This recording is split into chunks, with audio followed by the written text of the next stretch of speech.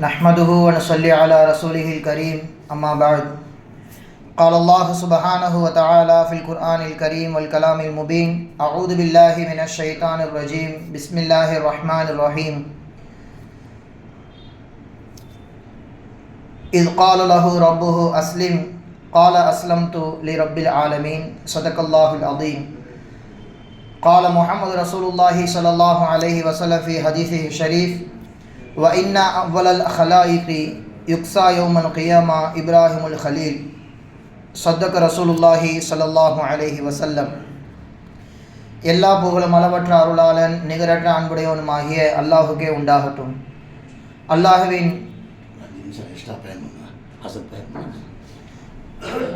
அல்லாஹுவின் சலாத்தும் சலாமும் நம் உயிரினும் உயிரான நம் உயிரினும் மேலான கண்மணி நாயகம் ரசூலுல்லாஹி ஸல்லல்லாஹு அலைஹி வஸல்லம் அவர்களின் மீதும் அவர்களை அடிப்பெறலாமல் அப்படியே பின்பற்றிய பரிசுத்த குடும்பத்தார்கள், சத்திய சஹாபாக்கள், தாபியன்கள், தபவு தாபியன்கள் மற்றும் இந்த ஜும்மா நன்னாளில் ஒன்று கூடியிருக்கும் நம் அனைவரின் மீதும் அல்லாஹ்வின் அன்பும் அருளும் என்றும் நிறைவாக உண்டாவதாக. ஆமீன்.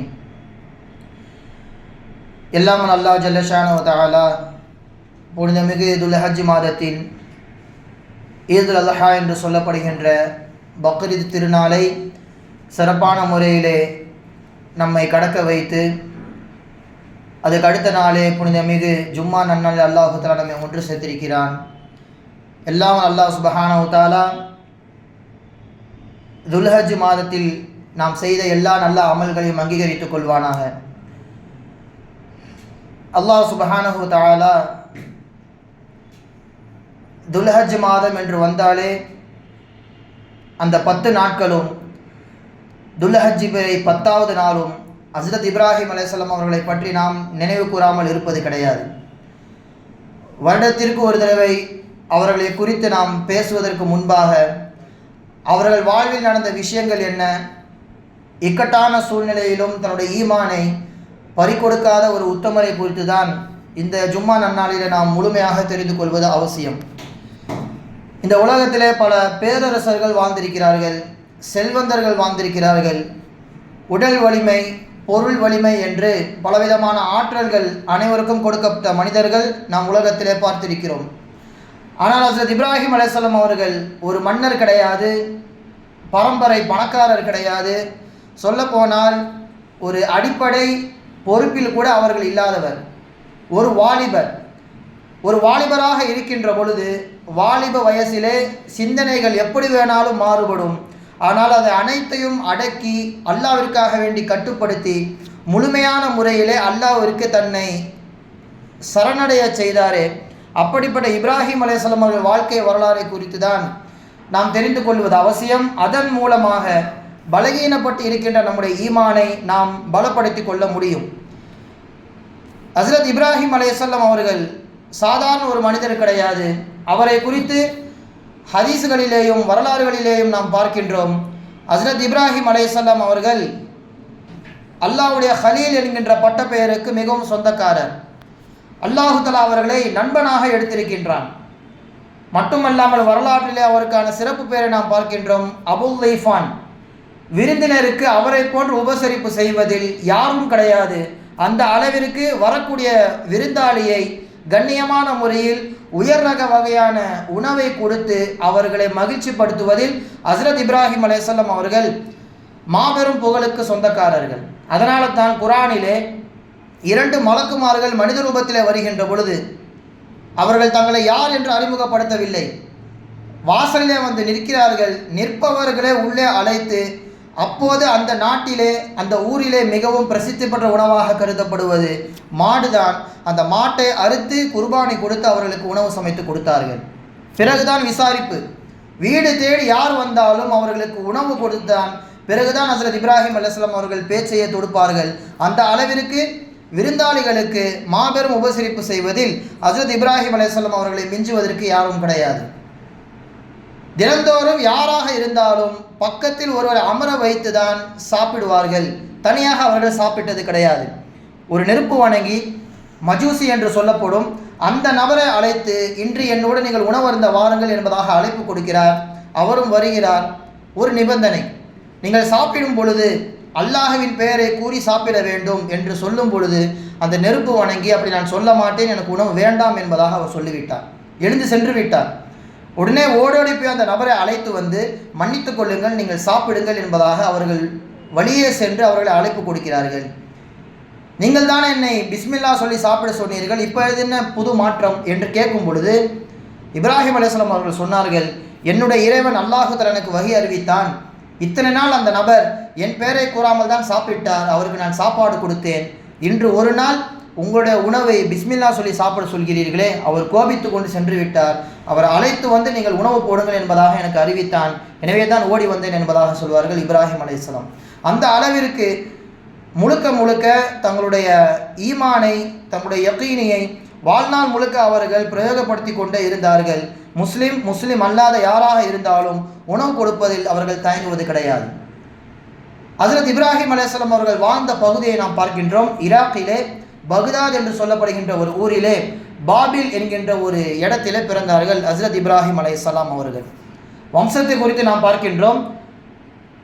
இதுவரைக்கும் நாம் தெரிந்தது குர்ஆனிலே ஆசர் என்கின்ற வார்த்தையை நாம் கேள்விப்பட்டிருப்போம். ஹஜ்ரத் இப்ராஹிம் அலைஹிஸ்ஸலாம் அவர்கள் தந்தைக்கு அழைப்பு கொடுக்கின்ற பொழுது ஆசர் என்கின்ற தந்தையின் பேர் தான் குர்ஆனிலே பதிவு செய்யப்பட்டிருக்கும்.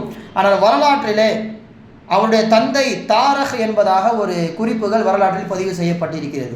இரண்டும் முரண் கிடையாது.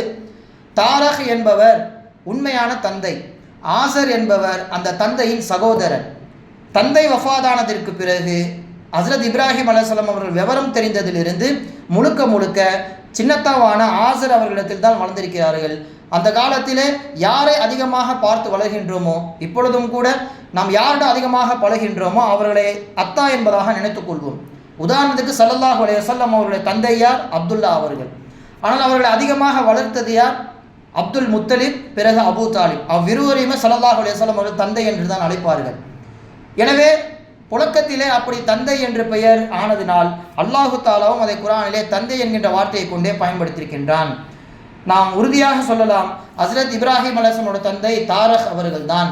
ஏனென்றால் ஸல்லல்லாஹு அலைஹி வஸல்லம் அவர்கள் சொல்கிறார்கள், என்னுடைய வம்சத்திலே என்னுடைய தந்தை, அவருடைய தந்தை, இப்படியே ஆதம் அலைஹிஸ்ஸலாம் அவர்கள் வரைக்கும் இடைப்பட்ட நபரில் யாரும் சிலை வணக்கம் செய்ததே கிடையாது, அனைவரும் அல்லாஹ்வை மட்டும்தான் வணங்கி இருக்கிறார்கள் என்று சொல்லும் பொழுது நாம் ஆசரை கவனிக்கின்றோம். அவர் சிலையை செய்து விற்கக்கூடியவர்.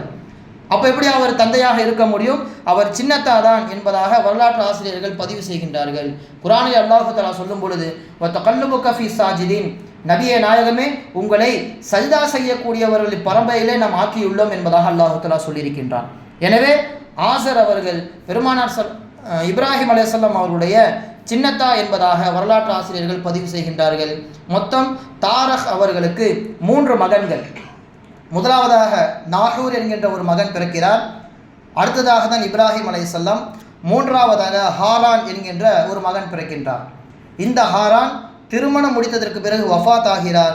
இவருக்கு பிறந்தவர் தான் லூத் அலைஹிஸ்ஸலாம். அப்போ இப்ராஹிம் அலைஹிஸ்ஸலாம் அவர்களுக்கு லூத் அலைஹிஸ்ஸலாம் அவர்கள் சகோதரின் மகன். இதுதான் அவருடைய வம்ச விளக்கங்கள். அந்த சமயத்திலே உலகம் முழுக்க ஆட்சி செய்ததில் முதலாவது நபர் நம்ரூத் என்கின்ற மன்னன். வரலாற்றிலே இதுவரைக்கும் 4 நபர்கள் மட்டும்தான் உலகத்தையே ஆட்சி செய்திருக்கிறார்கள். முதலாவது நபர் இந்த நம்ரூத் என்கின்ற அரசன். இரண்டாவது புக்த் நசர் என்று சொல்லப்படுகின்ற அவனும் ஒரு காஃபிர் தான், உலகத்தையே ஆட்சி செய்தான். பிறகு 2 முஸ்லிம் மன்னர்கள், ஒன்று சுலைமான் அலைஹிஸ்ஸலாம், இன்னொன்று துல்கர்னைன் அலைஹிஸ்ஸலாம். இப்படி 4 நபர்கள் மட்டும்தான் அப்போது உலகத்தை முழுவதுமாக ஆட்சி செய்தவர்கள். இந்த நம்ரூத் உலகத்தை ஆட்சி செய்தாலும் அவனுடைய அந்த கேடுகெட்ட எண்ணம் என்ன? தன்னை கடவுளாக மக்களுக்கு மத்தியிலே பாவித்தான். என்னை வணங்க வேண்டும், நான் சொல்கின்ற சூரியனை வணங்க வேண்டும், நட்சத்திரத்தை வணங்க வேண்டும், நிலாவை வணங்க வேண்டும் என்றெல்லாம் மக்களை அடிமைப்படுத்தி கொடுமைப்படுத்தி கொண்டிருந்தான் இந்த நம்ரூத் என்கின்ற மன்னன். அப்போதுதான் அவனுக்கு திடீரென்று கனவிலே ஒரு விஷயம் காட்டப்படுகிறது. நட்சத்திரம் சூரியனுடைய ஒளியையும் நிலாவுடைய ஒளியையும் முழுமையாக அழித்து விடுவது போல் நட்சத்திரத்தை காண்கிறான். அப்போ சபையில் இருக்கின்ற கனவிற்கு விளக்கம் அளிக்கக்கூடிய ஒரு இடத்தில் கேட்கும் பொழுது, அந்த நட்சத்திரம் என்பது ஒரு குழந்தை, உன்னுடைய அரசாட்சியை உன்னையை முழுமையாக அது அழித்துவிடும் என்று கனவின் விளக்கம் சொல்லப்பட்டவுடன் அன்று அவன் முடிவு செய்தான், பிறக்கின்ற குழந்தைகளை கொல்ல வேண்டும். மட்டுமல்லாமல் அந்த அறிஞர்கள் சொன்னார்கள், இந்த வருடத்திலே இந்த மாதத்தில் அந்த குழந்தை பிறக்கும் என்று சொன்னவுடன் மிகச்சரியாக அதிலிருந்து ஒரு 10 மாதத்திற்கு முன்பாக அவன் கணக்கெடுத்தான். யார் யாரெல்லாம் கருவுற்று இருக்கிறார்களோ அந்த பெண்ணை சிறைபிடித்து இந்த குறிப்பிட்ட அந்த மாதம் வருகின்ற பொழுது என்னென்ன குழந்தைகள் எல்லாம் பிறக்கின்றதோ அவை அனைத்தையும் கொன்றுவிட வேண்டும் என்பதாக நம்ரூது மன்னன் விரும்பி என்ன செய்கின்றான், இந்த பெண்களை எல்லாம் சிறைபிடித்து வைக்கின்றான். அதே காலத்தில் வாழ்ந்தவர்கள் தான் அமீலா என்கின்ற ஒரு பெண், ஹஸ்ரத் இப்ராஹிம் அலைஹிஸ்ஸலாமுடைய தாயார் அமீலா. அவர்களும் கருவுற்று இருக்கிறார்கள். ஆனால் அல்லாஹு தஆலா அவர்களை எப்படி பாதுகாக்கின்றான், சாதாரண பெண்களை போன்று இல்லாமல் அவர்கள் வயிறு உப்பி போய் இருக்காது. பிரெக்னண்டாக இருக்கின்ற அந்த பெண்களை போன்று அவர்கள் இருக்க மாட்டார்கள். சாதாரண ஒரு பெண்மணி போல் அவர்கள் வாழ்ந்தார்கள். ஆனால் உள்ளே கருவுற்று இருக்கிறார்கள். மிகச்சரியாக அந்த மாதம் வருகின்ற பொழுது அமீலா அவர்கள் தந்தை அவர்களிடத்திலே சொல்லிவிட்டு ஒரு காட்டு பகுதிக்கு சென்று ஒரு குகையிலே ஹஸ்ரத் இப்ராஹிம் அலைஹிஸ்ஸலாம் அவர்களை பெற்றெடுக்கிறார்கள். குழந்தை பிறந்தது தெரிந்துவிட்டால் நம்ரூது கொன்று விடுவான். எனவே அந்த குகைக்குள்ளே குழந்தையை வைத்து இப்ராஹிம் அலைஹிஸ்ஸலாம் அவர்களை வைத்து பாறையை வைத்து அந்த குகையின் கதவை அடைத்து விடுகிறார்கள். உள்ளே தான் குழந்தை இருக்கிறது. நாளுக்கு ஒரே ஒரு தடவை மட்டும் வந்து பார்த்து சென்று விடுவாள் அமீலா என்கின்ற அந்த பெண். அல்லாஹு தாலா அப்போதும் கூட இப்ராஹிம் அலைஹிஸ்ஸலாம் அவர்களுக்கு விரல் நுனியிலிருந்து ரிசுக்கை வழங்கி கொண்டே இருந்தான். பார்க்க வரும் பொழுதெல்லாம் இப்ராஹிம் அலைஹிஸ்ஸலாம் அவர்கள் கையை வாயிலை சூப்பி கொண்டிருப்பார்கள். அதிலிருந்து பால் வரும் என்பதாக இப்னு இஸ்ஹாக் ரஹிமஹுல்லாஹ் அவர்கள் தங்களுடைய வரலாற்று கிதாபிலே பதிவு செய்கின்றார்கள். இப்படியே அந்த குழந்தை அந்த குகைக்குள்ளே வளர்கிறது. அது சாதாரண வளர்ச்சி கிடையாது, ஒரு அசுரத்தனமான வளர்ச்சி. சுமார் அந்த குகைக்குள்ளே 13 மாதங்கள் இருந்தார்கள் இப்ராஹிம் அலைஹிஸ்ஸலாம் அவர்கள். அல்லாஹு தஆலா எந்த அளவிற்கு அவருக்கு அந்த வளர்ச்சியை கொடுத்தான், ஒரு மாதத்தின் இறுதியிலே ஒரு மாதம் கடக்கின்ற பொழுது ஒரு பிறந்த குழந்தை எப்படி வளர்ச்சி அடையுமோ அதை அல்லாஹு தஆலா ஒரு நாளிலே இப்ராஹிம் அலைஹிஸ்ஸலாம் அவர்களுக்கு கொடுத்தான். அப்படி என்றால் 13 மாதங்கள் அந்த குகையில் இருக்கின்றது என்றால் அந்த குழந்தைக்கு 13 வயசு ஆனால் எப்படி இருக்குமோ அந்த அளவிற்கு ஒரு வளர்ச்சி. 13 மாதத்திலே பேச ஆரம்பித்து விட்டது, நடக்க ஆரம்பித்து விட்டது. ஆனால் அது ஒரு கை குழந்தை தான். காரணம், அந்த குழந்தையாக இருக்கின்ற பொழுது வெளியே கொண்டு வந்து விட்டால் நம்ரூது கொன்று விடுவான். எனவே என்ன செய்தால் அல்லாஹு தாலா நன்கு வளர்ந்த ஒரு குழந்தை எப்படி வளர்ச்சி பெற்று இருக்குமோ அந்த அளவிற்கு ஒரு மாபெரும் வளர்ச்சியை அல்லாஹ் சுப்ஹானஹு தஆலா ஒரு 13 மாதத்திற்குள்ளே நன்றாக பேசக்கூடிய நன்றாக விளங்கக்கூடிய குழந்தையாக அந்த குழந்தை அல்லாஹு தஆலா மாற்றிவிட்டான். இந்த சமயத்தில் தான் அமீலா அவர்கள் இப்ராஹிம் அலைஹிஸ்ஸலாம் அவர்களை இரவு பொழுதிலே அந்த குகையிலிருந்து அழைத்து கொண்டு வெளியே வருகிறார்கள். முதலாக வானத்தில் நட்சத்திரத்தை பார்க்கிறார்கள். அதுவரைக்கும் வெளி உலகத்தை பார்த்ததே கிடையாது. நட்சத்திரத்தை பார்க்கும் பொழுதுதான் அவர்களுக்குள்ளே கேள்வி எழுந்தது, மக்கள் எல்லாம் நட்சத்திரை வணங்குகிறார்களே, ஒருவேளை இதுதான் கடவுளா? குர்ஆனில் அல்லாஹ் தஆலா தெளிவாக பதிவு செய்திருக்கின்றான். அந்த இரவு பொழுது அவர்கள் வெளியே வருகின்ற பொழுது ஃபலம்மா ஜன்ன அலைஹில் லைலு ரஆ கௌகபா, நட்சத்திரத்தை பார்க்கிறார்கள். ஹாதா ரப்பி, இதுதான் நம்முடைய இறைவனா என்பதாக அவர்கள் கேள்வி எழுப்புகின்ற பொழுது நட்சத்திரம் காலை விடுகின்ற பொழுது மறந்து போய்விடுகிறது. அப்போ மறையக்கூடியது இறைவனாக இருக்காது. எனவே நட்சத்திரம் கடவுள் இல்லை, மக்கள் தவறான ஒன்றை வணங்கி கொண்டிருக்கிறார்கள். சூரியனை பார்க்கிறார்கள், நிலாவை பார்க்கிறார்கள், எல்லாம் ஒரு கட்டத்திலே மறந்து போய்விடுகிறது. எனவே இறைவன் என்பவன் மறைய மாட்டான், அவன் என்றென்றைக்கும் நிலையாக இருக்கக்கூடியவன். எனவே படைப்புகள் ஒருபோதும் கடவுளாக மாறாது என்பதாக ஒரு 13 வயது, அதாவது ஒரு சின்ன கை குழந்தையாக இருக்கக்கூடிய நபர் அல்லாஹு தாலா 13 வயது மனிதன் எப்படி பேசுவானோ அந்த குழந்தை எப்படி பேசுமோ அப்படி ஒரு சிந்திக்கக்கூடிய ஆற்றலை அல்லாஹு தாலா கொடுத்தான். இந்த குகையில் வாழக்கூடிய அந்த குறிப்பிட்ட நாளிலே தான் தந்தை தாரக் அவர்கள் வஃபாத் ஆகிவிட்டார்கள். இப்போது ஆசருடைய கட்டுப்பாட்டிலே இந்த குழந்தை வளர்கிறது. தொடர்ந்து இது போன்று கேள்விகள் எழுப்பிக்கொண்டே இருப்பதின் காரணமாக ஆசருக்கு பிடிக்கவில்லை. எனவே இவன் மாற்று சிந்தனையில் இருக்கின்றான். இவனை நம்முடைய கொள்கைக்குள் கொண்டு வர வேண்டும் என்பதற்காக வேண்டி தாரக் என்ன செய்வார், செய்கின்ற சிலைகளை எல்லாம் இவனிடத்தில் கொடுத்துவிட்டு நீ போய் இதை விற்றுவா என்பதாக அழைப்பார். இப்ராஹிம் அலைஹிஸ்ஸலாம் அவர்கள் சிலைகளை வாங்கி கொண்டு விற்பனை செய்யும் பொழுதே ஏகத்துவ கொள்கையை வெளிப்படுத்துவார்கள். சிலையை வாங்கி கொள்ளுங்கள், இது பேசாது, உங்களுக்கு எந்த விதமான இடையூறும் தராது, பலனும் தராது, அப்படிப்பட்ட சிலைதான் இது, இதை வாங்கி கொள்ளுங்கள் என்பதாக பிரகடனப்படுத்துவார்கள். இப்படி ஒரு அறிவிப்பு செய்தால் யார் தான் வாங்குவார்? ஒரு மாத்திரை, இந்த மாத்திரையின் மூலமாக தலைவலி போகாது, உங்களுக்கு நோய் தான் வரும் என்று சொன்னால் யாரேனும் வாங்குவோமா? இப்ராஹிம் அலைஹிஸ்ஸலாம் அவர்கள் ஒரு 14வது வருடத்திலே இப்படி ஒரு பிரச்சாரத்தை மேற்கொள்கிறார்கள். சென்ற சிலைகள் எல்லாம் அப்படியே திரும்பி வருகிறது, யாருமே வாங்கவில்லை. தந்தை கேட்கிறார், அதாவது தந்தை ஆசர் அவர்கள் கேட்கிறார்கள், சிலைகள் எல்லாம் விற்பனை ஆகவில்லையா, ஏன் என்ன சொல்லி விற்தா என்று கேட்கும் பொழுது நடந்ததை அப்படியே சொல்கின்றார்கள். அல்லாஹ் தஆலா குர்ஆனில் பதிவு செய்கின்றான், இது கால லி அபீஹி யா அபதி லிமா தஅபுது மா லா யஸ்மஉ வலா யுப்சிரு வலா யுக்னி அன்க ஷைஆ. தந்தையே, பேசாத, பார்க்காத, எந்த பலனும் தராத அப்படிப்பட்ட இந்த சிலைகளை ஏன் நீங்கள் வணங்க வேண்டும்? அல்லாஹு தஆலாவெல்லவா நீங்கள் வணங்க வேண்டும் என்பதாக தந்தைக்கு அறிவுரை கூறுகிறார்கள். மட்டுமல்ல, யா அபதி இன்னி கத் ஜாஅனி மினல் இல்மி மாலம் யத்திக ஃபத்தபிஇனி அஹ்திக சிராத்தன் சவியா. எனக்கு அல்லாஹ்வின் புறத்திலிருந்து ஒரு மாபெரும் ஞானம் கொடுக்கப்பட்டிருக்கிறது, என்னுடைய பேச்சை கேளுங்கள், சிலைகளை வணங்காதீர்கள் என்பதாக தந்தைக்கு அறிவுரை கூற தந்தை கோபிக்கிறார். எந்த அளவிற்கு? அராகிபன் அந்த அன் ஆலிஹதியா இப்ராஹிம், என்னுடைய கடவுளையா நீ குறை சொல்கிறாய், சிலை என்றா நீ அழைக்கிறாய், நீ இந்த பேச்சை இதோடு விட்டுவிடு. ல இல்லம் தந்தஹி ல அர்ஜுமன்னக வஹ்ஜுர்னி மலியா, பேச்சை இதோடு நிறுத்தவில்லை ஆனால் கற்களை கொண்டு உன்னை அடிப்பேன், தயவுசெய்து போய்விடு என்பதாக ஆசர் அவர்கள் சொல்ல அஸ்ஸலாமு அலைக்கும் என்பதாக சொல்லிவிட்டு இப்ராஹிம் அலைஹிஸ்ஸலாம் அவர்கள் கடந்து செல்கின்றார்கள். வரலாற்றில் பதிவு செய்யப்படுகிறது, அவ்வளு தாவத்திஹி இலா அபீஹி, ஹஸ்ரத் இப்ராஹிம் அலைஹிஸ்ஸலாம் அவர்கள் அந்த சிறு வயதிலே அழைப்பு கொடுத்ததில் முதலாவது நபர் ஆசர் அவர்களுக்கு தான். பிறகு தந்தையிடம் அது எடுபடவில்லை என்று தெரிந்தவுடன் ஊருக்கு மத்தியில் தாவத்தை முன்னெடுக்கிறார்கள். அதே போன்று மக்களிடத்திலே சென்று பேசுகின்றார்கள். நட்சத்திரத்தை வணங்குகிறீர்கள், கைகளால் செய்கின்ற சிலைகளை வணங்குகிறீர்கள், இதனால் என்ன பயன்? அப்போ அந்த மக்கள் சொன்னார்கள், காலு வஜதுனா ஆபா அனா லஹா ஆபிதீன், அதெல்லாம் எங்களுக்கு தெரியாது, எங்கள் அத்தா அம்மா இதுதான் வணங்குனாங்க, எனவே நாங்களும் வணங்கினோம், யோசிக்கவில்லை. எங்கள் அத்தா அம்மா என்ன செஞ்சாங்களோ என்ன சொன்னாங்களோ அதை தான் நாங்களும் பண்ணிட்டு இருக்கிறோம் என்பதாக சொன்னவுடன் ஹஸ்ரத் இப்ராஹிம் அலைஹிஸ்ஸலாம் அவர்கள் சொன்னார்கள், லகது குன்தும் அன்தும் வ ஆபாஉக்கும் ஃபீ ضلالin முபீன், உங்கள் தாய் தந்தையரும் உங்கள் மூதாதையரும் வழிகேட்டில் தான் இருக்கிறார்கள், அதை அப்படியே பின்பற்றி நீங்கள் வழிகேட்டில் தான் இருக்கின்றீர்கள். சொன்னவுடன் மக்கள் சொன்னார்கள், எங்களையும் எங்கள் குடும்பத்தையும் எங்கள் கடவுளையும் நீங்கள் குறை சொல்கிறீர்களா? காலு அஜிதனா பில் ஹக்கி அம் அந்த மினல் லாஇபீன், ஏதோ புதுசாக அது விஷயத்தை சொல்ல மாதிரி இருக்குதே, நீ என்ன சொல்ல போகிறாய், எங்கள் கடவுளை குறை என்று சொல்கிறாயா என்பதாக அந்த மக்கள் எல்லாம் கேட்கிறார்கள். ஆமாம், பல் ரப்புக்கும் ரப்பு சமாவாதி வல் அர்லில்லதி ஃபத்ரஹுன்ன வானா அலாலிக்கும் மின ஷாஹிதீன், நீங்கள் வணங்கக்கூடிய எதுவுமே உண்மை கிடையாது, எல்லாம் கற்கள் தான், சிலைகள் தான், என்னுடைய இறைவன் வானம் பூமியை படைத்தவன், அப்படிப்பட்ட இறைவனைத்தான் நீங்கள் வணங்க வேண்டும் என்று மக்களுக்கு பொது அழைப்பு விடுக்கிறார்கள்.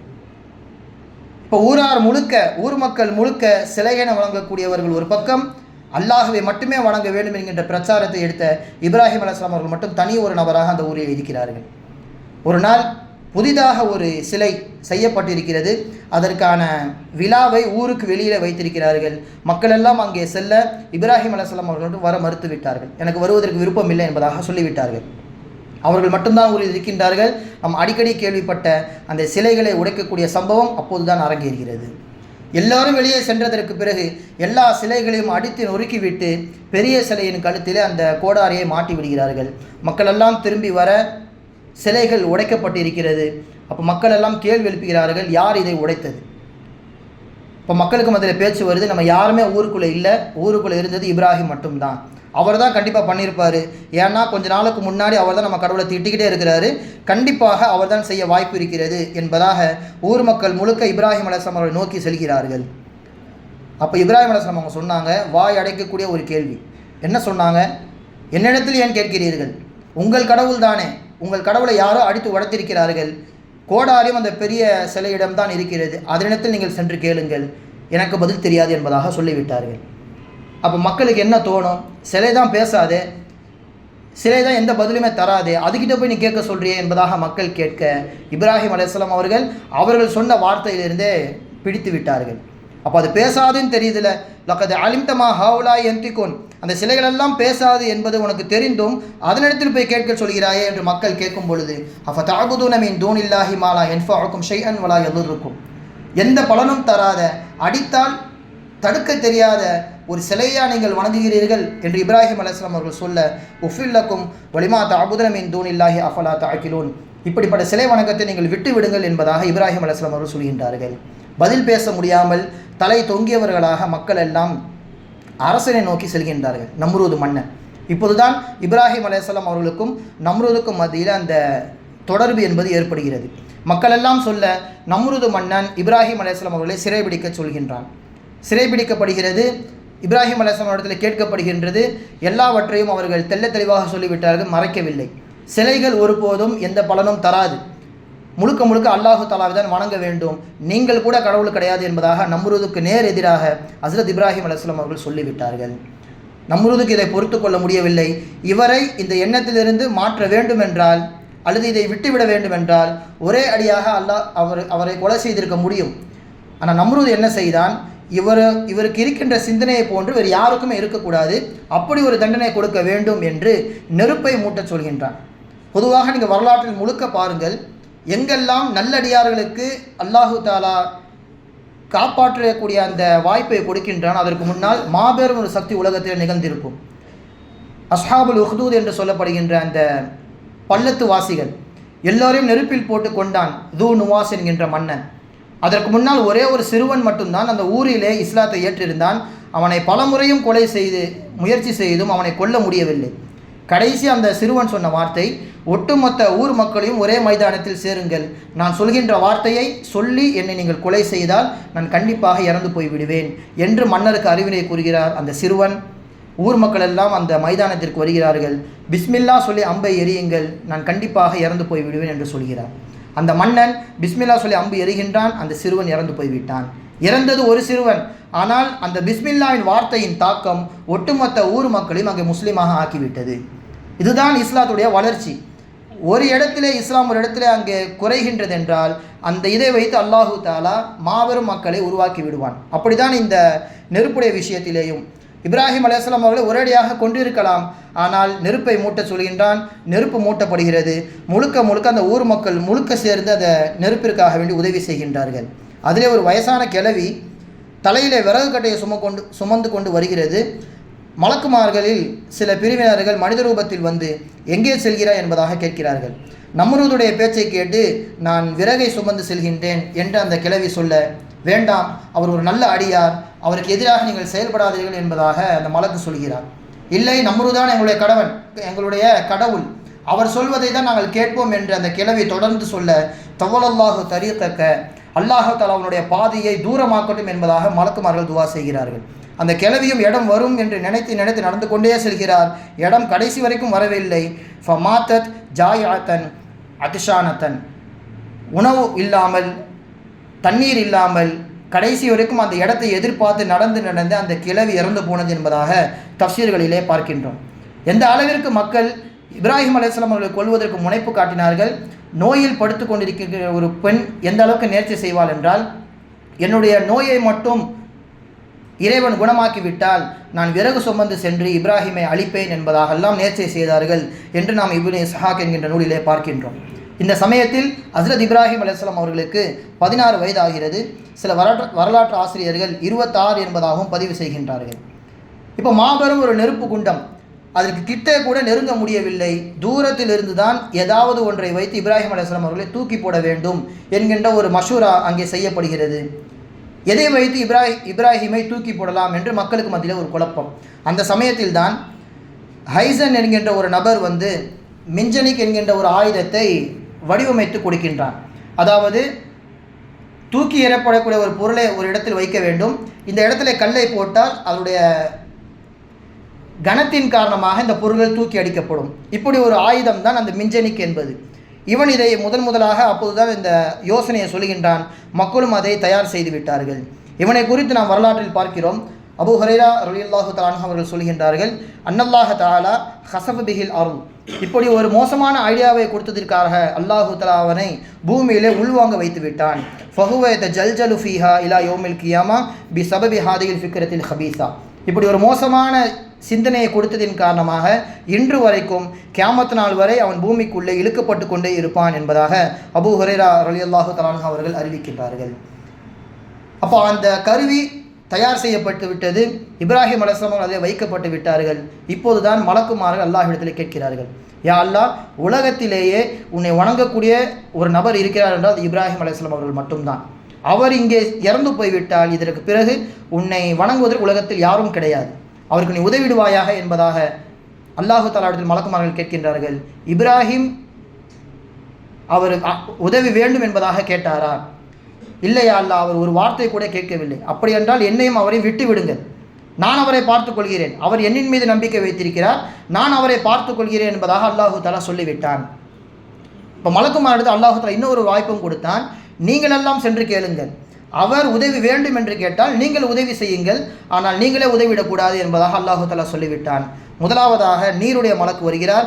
யா இப்ராஹிம் இன் அரத்த அஹ்மத் நன்னார பில்மா, நாங்கள் தண்ணீருடைய மலக்குகள், நீங்கள் அனுமதி கொடுத்தால் இந்த நெருப்பை முழுவதுமாக தண்ணீரை கொண்டு அணைத்து விடுகின்றோம், அனுமதி கொடுங்கள் என்று கேட்கும் பொழுது லா ஹாஜத்தலி இலைக்க, எனக்கு உங்களுக்கு உதவி தேவையில்லை, எந்த அவசியமும் இல்லை, அல்லாஹு தஆலா பார்த்துக்கொள்ளும் என்பதாக சொல்லிவிட்டார்கள்.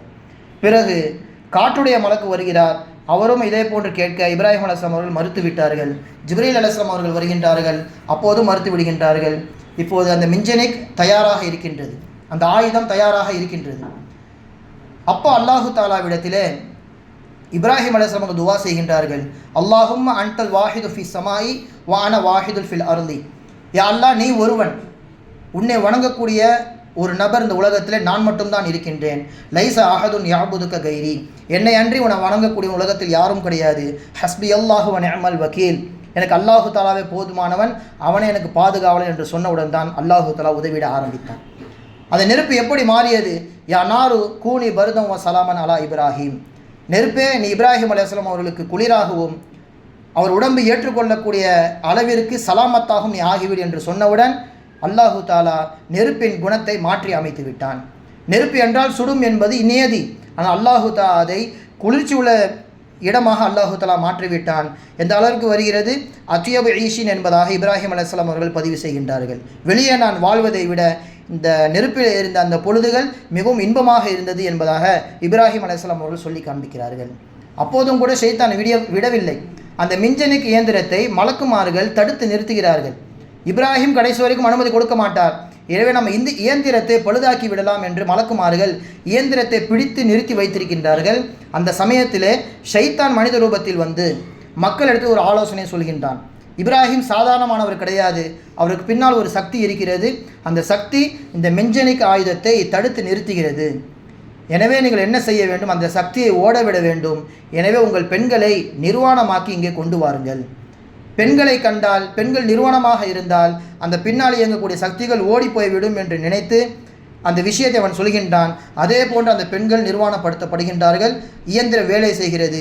இப்போதான் இப்ராஹிம் அலைஹிஸ்ஸலாம் அவர்கள் தூக்கி போடப்படுகிறார்கள். அந்த போகின்ற அந்த இடைப்பட்ட நேரத்திலும் கூட வரலாற்றில் பதிவு செய்யப்படுகிறது, ஃபலஜ்ஜதி சமாவாத்து வல் அர்து வமன் ஃபீஹின்ன மினல் மலாயிகா, எல்லா படைப்பினங்களும் இப்ராஹிம் அலைஹிஸ்ஸலாம் அவர்களுக்காக வேண்டி கூக்குரல் இடுகிறது, கத்துகிறது. யாரேனும் உதவி செய்ய மாட்டார்களா? எல்லாம் செய்கின்ற பொழுது இல்ல சக்கலைன், மனிதர்களையும் ஜின்களையும் தவிர்த்து எல்லாம் அவருக்காக வேண்டி துவா செய்கின்றது. அதிலும் கூட ஒரே ஒரு உயிரினம் ஃபுவைசிகா என்று சொல்லப்படுகின்ற பள்ளி வகையை சார்ந்த இனங்கள், பள்ளி மட்டும்தான் என்ன செய்தது? அந்த நெருப்பு மேலும் எரிய வேண்டும் என்பதற்காக வேண்டி ஊதிவிட்டது என்பதாக ஹதீஸிலே வருகிறது.